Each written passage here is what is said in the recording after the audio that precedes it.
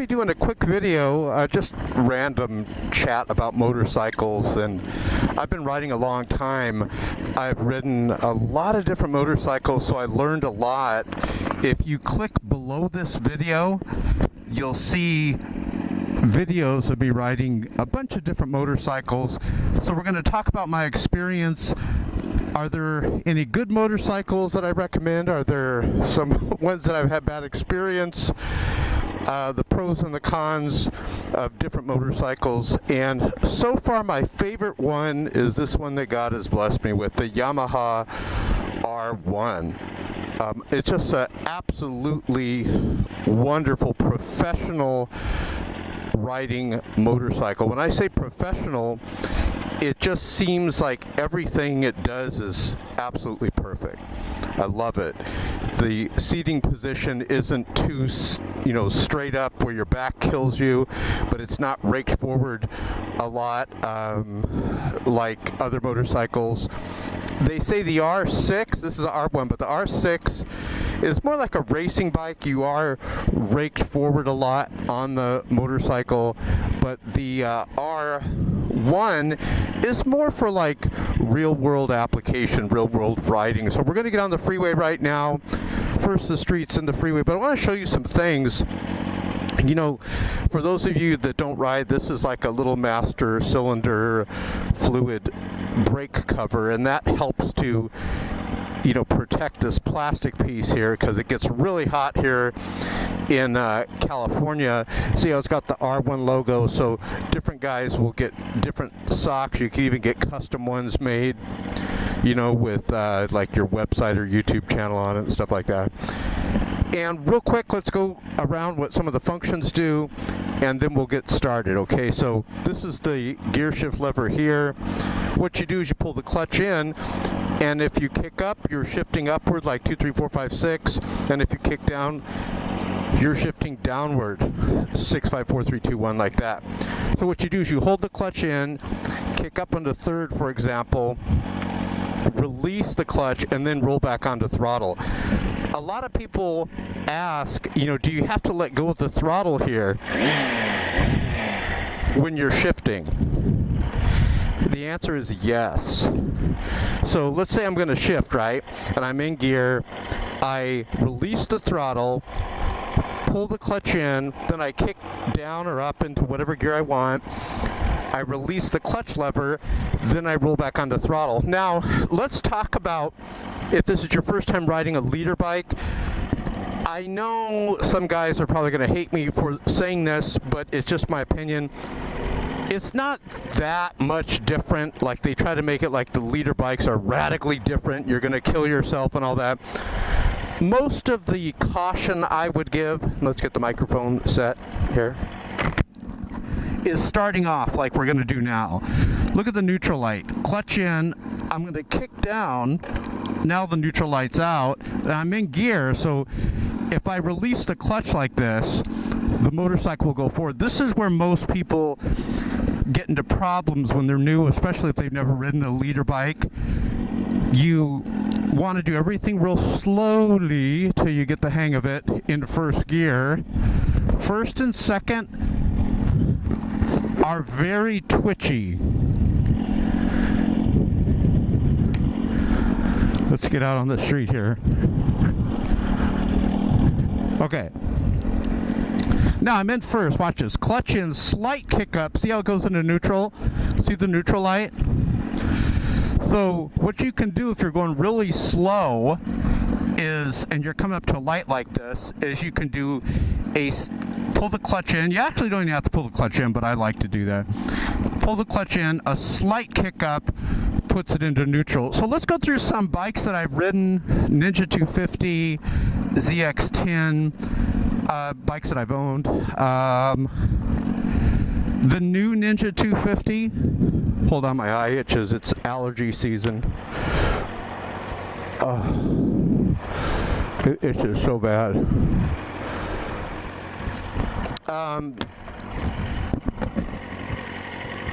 Suzuki Katana 600. I had a 1000, a SV1000, Suzuki SV1000. So when I first started riding, I just kind of tell you some funny stuff. This was a long time ago. I was in high school and I got a Honda Elite. I believe it was a Honda Elite 150, and this thing was awesome. It looked like a scooter designed the way Darth Vader would have it. It had like little vents on the side. It had a pop-up headlight. It was so cool, and it would go about 90 miles per hour top speed. I'd take that down to the beach, and you could even tuck down. I'd put my feet on the rear pegs, and I'd tuck down, and it was all automatic transmission. What I didn't know was you were supposed to have like a motorcycle license even to operate that. I just had like a regular license, you know. So then I wanted to get something more motorcycle-ish, and but I didn't want something with a lot of power, because people were saying, oh no, you got to start off on a 250. And I didn't understand the whole gear thing like I just showed you, like how to switch gears. And then once I kind of learned that, I said, okay, I'm going to get my motorcycle license. And we're going to talk to you about that, how to get your motorcycle license real quick. Like. And by the way, we're going to go to the freeway here, so I'll get you some really good speed freeway riding, which is where the R1 really comes into its own. So I read that you could take the written test. You don't even have to drive, just take the written test at DMV, and you could actually ride without taking the driving test. And I had heard, and if you guys don't mind me talking really fast, because I have low battery time on the GoPro, I wasn't able to charge it up. I didn't have time. I had a bunch of stuff to do. But anyway, I'll just do this really quick. You guys are highly intelligent. My subscribers are highly intelligent, so they can keep up with this very fast talking. We're going to be on a very fast bike, talking very fast about very fast things in very fast California. Once we get on the freeway and it's bumper to bumper, then everything goes downhill from there. So I decided, okay, I'll take the written test, and then you can actually drive. You know, it was weird. They let you ride your motorcycle even though you have never taken the driving test. Now, they give you restrictions, like you only can do it in the day, you only can do it on the streets like this, like not on the very dangerous freeways like we're about to go on. You know, they won't let you do it in the freeway. And also another thing I was thinking, no passengers, which is a good idea when you're new. So I got that. I got the Ninja 250, but it wasn't the newer body style. It was the one, I think it was like a 2003. And that's when I started doing,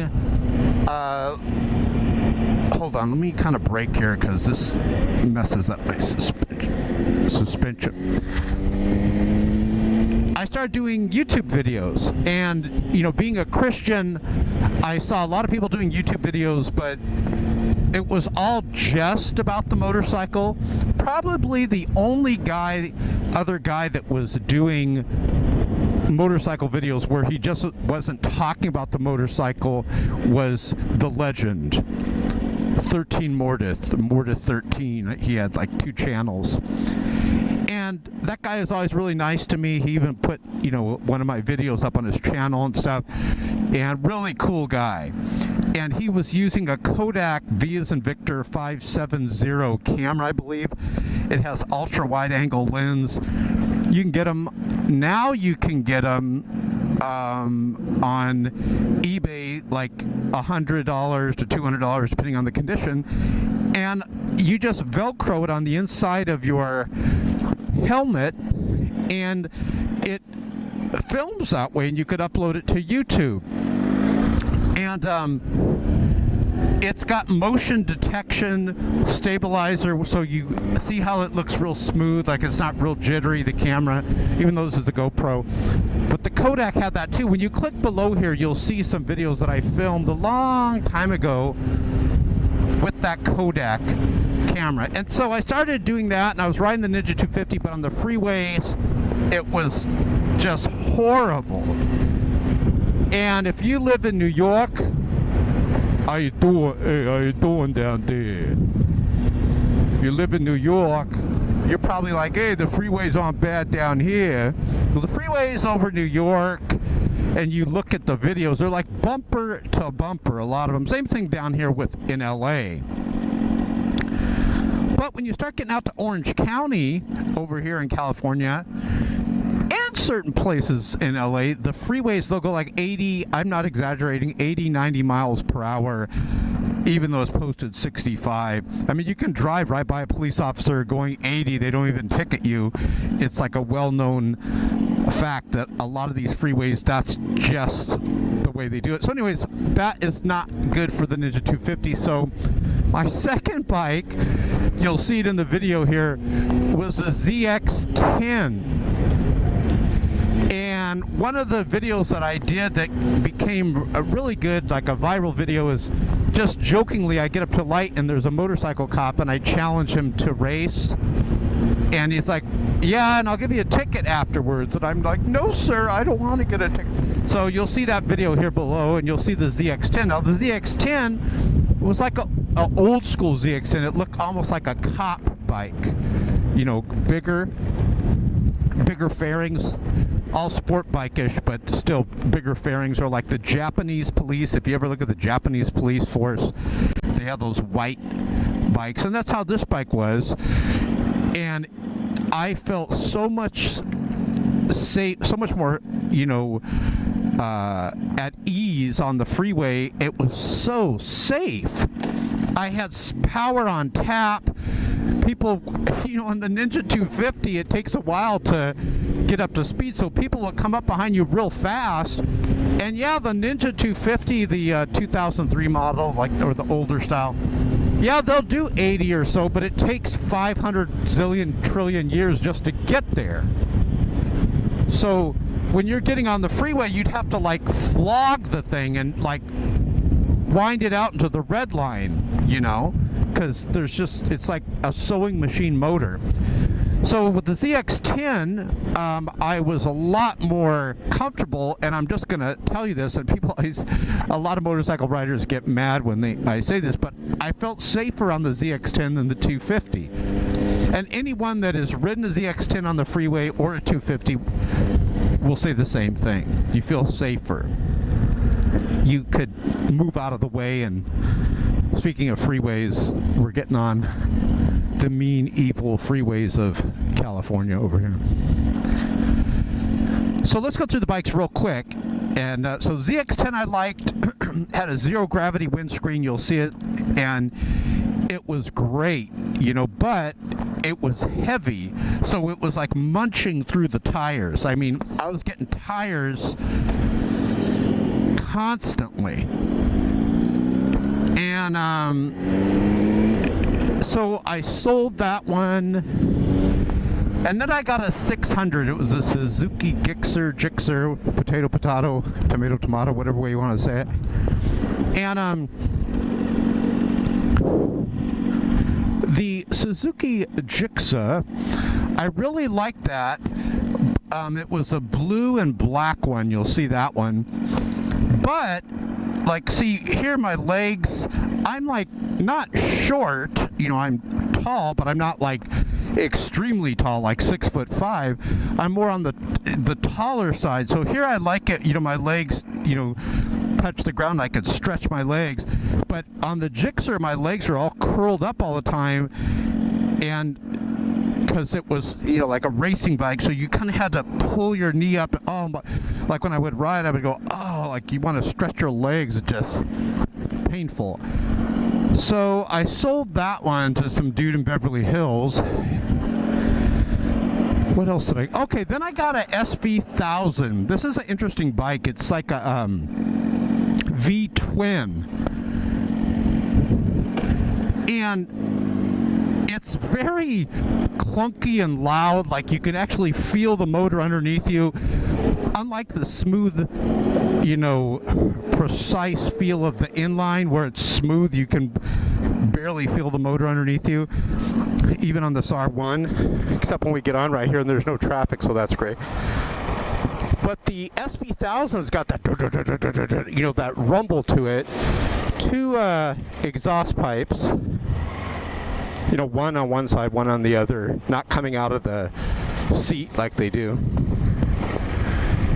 But that was one of my favorite bikes, except for one thing, and I'll tell you in a moment. Let's get on here. First gear, second gear. No!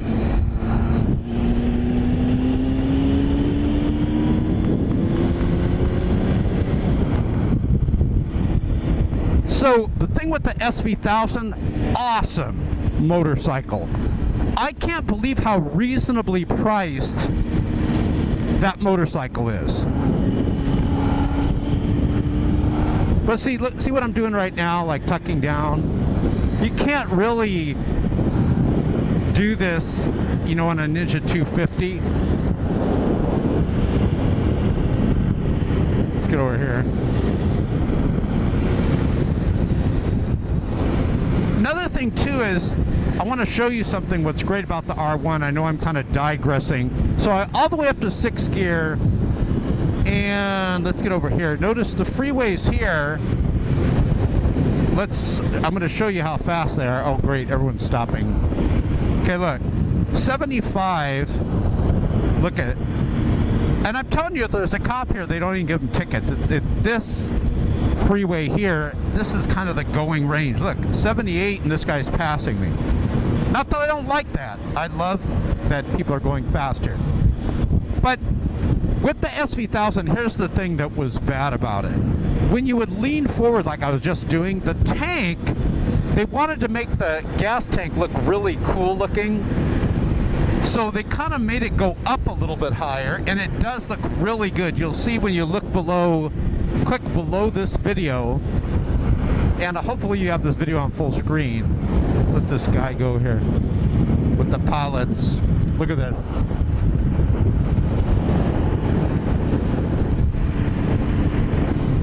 So let's speed up.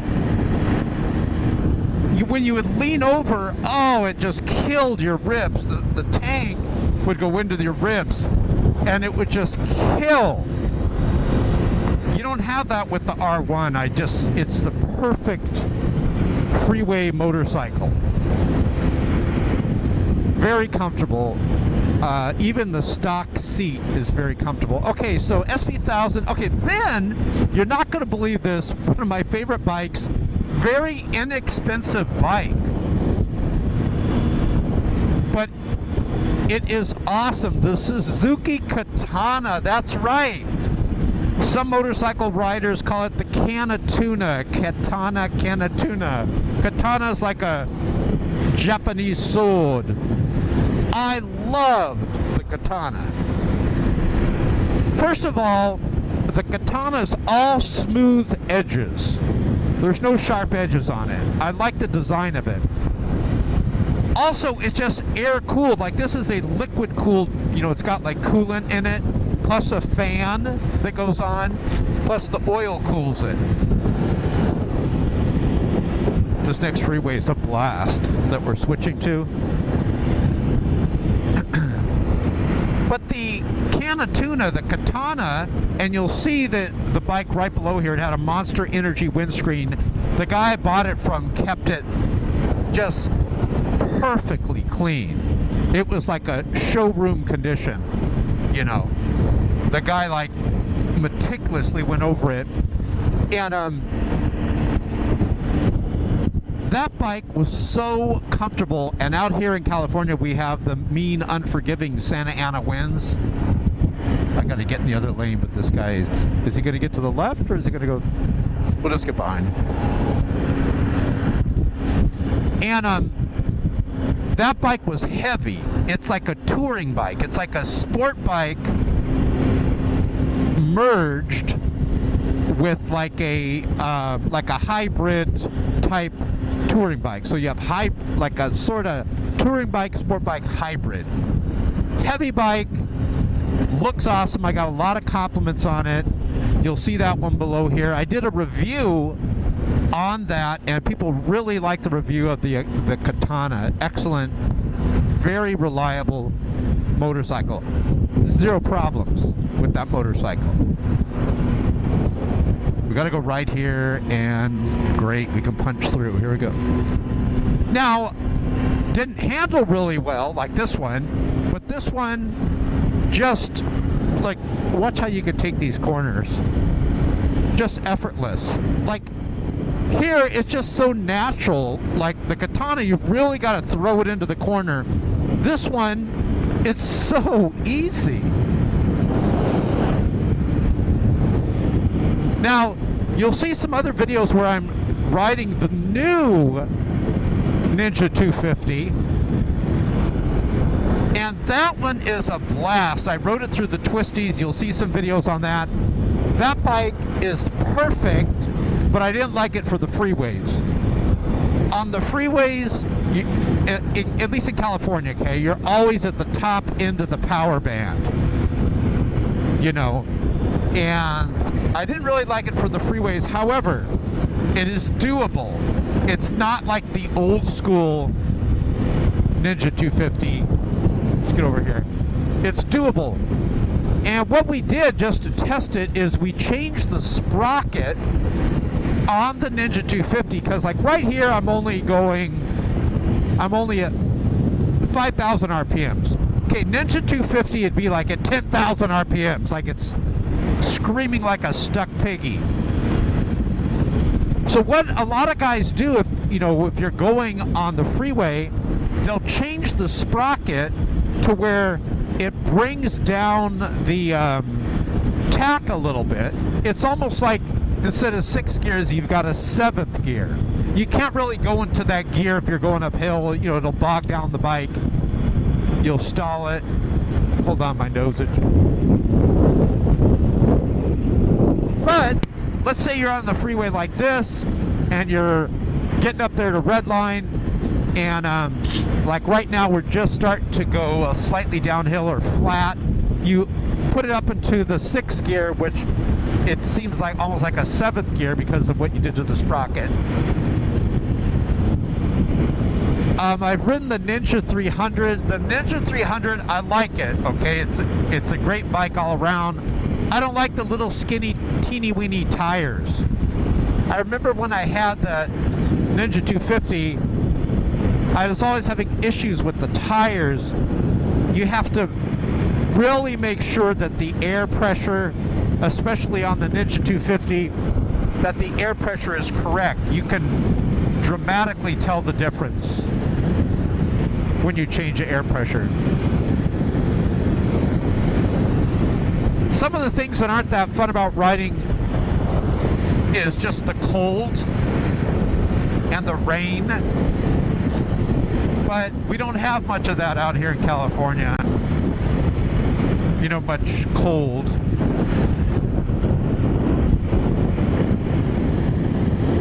Another thing too, remember I was talking about the SB1000, like I couldn't do this. Like I'm tucking down. Like you could tuck down, but like, just the memory of it crashing into my ribs was just devastating. One of the things too, which is really weird about motorcycles, you don't see it anywhere else but motorcycles. If you're looking for a car and you're looking at, let's say, a Volkswagen Golf, which has no power, and then you look at a Corvette, the Corvette's going to be much more expensive. But it's weird with motorcycles. It's a good weird. It's good news. You can look at like a 600 motorcycle that's got more power than, let's say, the Ninja 300, and the 600's like cheaper. Like if you're buying them used.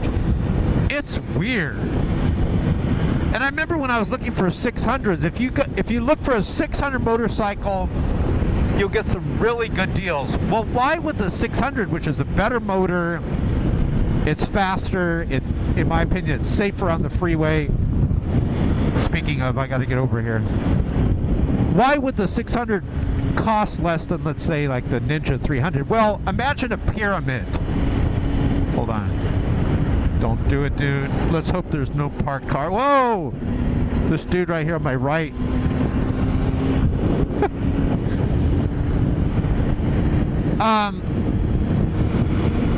So imagine a pyramid. The bottom of the pyramid is wider than the top of the pyramid, right? Well, guys that get like a R1, like what I'm riding, they're not like beginner riders. I'm not saying beginner riders aren't wise. It's just a fact that you don't really start off on an R1. So the bottom of the pyramid is 250 and 300cc motorcycles. Everyone's looking for those. There's so many people coming into the motorcycle realm where they want to ride, so everyone's looking for those. You have a smaller number of people looking for R1s and R6s. And some people ride and they don't like it. If you have back issues, you're not going to like it. You gotta, you know, work those back muscles up on your back. Oh, I just hit a big bump. That's one thing with these bikes. When, you know, your crotch area on this bike, when you're hitting bumps, oh, it like kills. As it's hitting, you know, like the bike hits it, so I try to stay away, like kind of put my legs where I squeeze them on the tank. So check out some of those videos I have. I have a lot of interesting things that I've captured on motorcycles, like crashes. Some of my videos have been featured on Moto Madness, which is, if you're into motorcycles, that's, I think, the best motorcycle channel out there is Moto, M-O-T-O, and then Madness. Sort of like how I say atheism is madness. Same thing, Moto Madness. Thanks for watching, guys. You really should get a motorcycle. It's like totally awesome. 4 wheels moves the body, 2 moves the soul.